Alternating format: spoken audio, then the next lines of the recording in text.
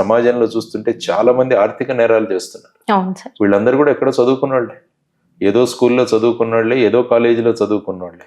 మరి వాళ్ళందరూ కూడా మనం ఏమనుకుంటాం, విద్య సంపాదించడం ద్వారా మనం ఇటువంటి విషయాలకు దూరంగా వెళతాం అనుకుంటాం. కానీ ఇప్పుడు బాగా చదువుకున్న వాళ్ళే ఇటువంటివి చేస్తున్నారంటే విద్య ఏదైతే కావాలో సమాజంలో ఆ ప్రభావం లేదు. తర్వాత ఉపాధ్యాయులకున్న స్థానం కూడా సమాజం క్రమక్రమంగా తగ్గించేస్తాం. అందుకని నిన్న పేపర్లో చూశాను, నాని పాల్కీవాలా గారు అన్నారు, మొత్తం సమాజంలో మార్పులు తీసుకురావాలంటే, ఒక ప్రజాస్వామ్యం బాగుండాలంటే ఉపాధ్యాయుల పాత్ర చాలా ముఖ్యమని అన్నారు. అందువల్ల మీ ఛానల్ ద్వారా నేను ప్రజలకు చేస్తున్న విన్నపం ఏంటంటే, ఉపాధ్యాయులు చాలా ప్రధానమైన అంశం, ప్రధానమైన భాగం మన జీవితంలో. కాబట్టి వారికి గౌరవం ఇవ్వండి.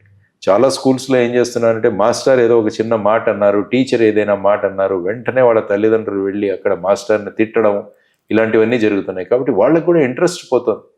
నేనెందుకు పట్టించుకోవాలి, నేను బోర్డు మీద వీళ్ళకి పాఠం చెప్పి వెళ్ళిపోతే చాలన్న ధోరణి చాలా మందిలో చూస్తున్నాను. కాబట్టి ఈ మార్పులు ఒకటి రావాలి.